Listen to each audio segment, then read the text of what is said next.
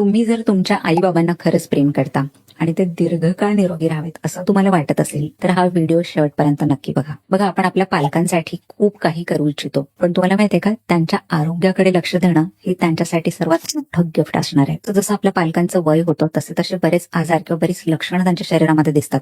जसं की शरीरातील ऊर्जा कमी होणं, झोपेचे विकार होतात, पचनाचे विकार होतात, त्यासोबतच पायदुखी, कंबरदुखी, ऑस्टिओपोरोसिस आणि इव्हन मोठे आजारही होतात, जसे की डायबिटीज, ब्लड प्रेशर, कोलेस्ट्रॉल वाढणं, हृदयाचे विकार असे मोठे आजारही होतात. सो तुम्हाला जर त्यांना अशा मोठ्या आजारापासून किंवा लक्षणांपासून दूर ठेवायचं असेल, काही गोष्टी तुम्ही त्यांच्या आहारामध्ये फॉलो करू शकता. सर्वात प्रथम जे आहे त्यांचं आहारामध्ये प्रोटीनचं इंटेक वाढवा.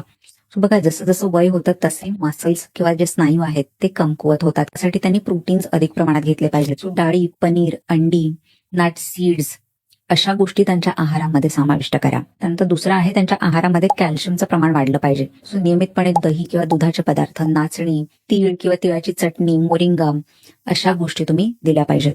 त्यानंतर ओमेगा 3. सो ओमेगा 3 हे मेंदूच्या हेल्थसाठी खूप महत्वाचं आहे.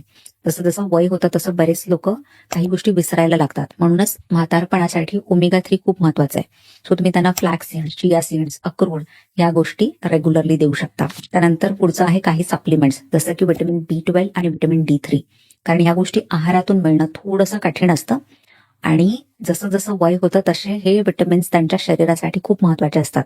म्हणूनच याचे सप्लिमेंट्स तुम्हाला द्यायला पाहिजे आणि ते तुम्ही तुमच्या डॉक्टरच्या सल्ल्याने देऊ शकता. त्यानंतर दिवसभरातून त्यांचा पाण्याचा इंटेक सुद्धा तुम्ही पाहिला पाहिजे, कारण डिहायड्रेशनमुळे सुद्धा स्नायूंमध्ये पेन होणं किंवा बॅक पेन होणं असा त्रास होऊ शकतो. सो ह्या गोष्टी आहारामध्ये फॉलो करा. त्यानंतर दुसरा आहे व्यायाम.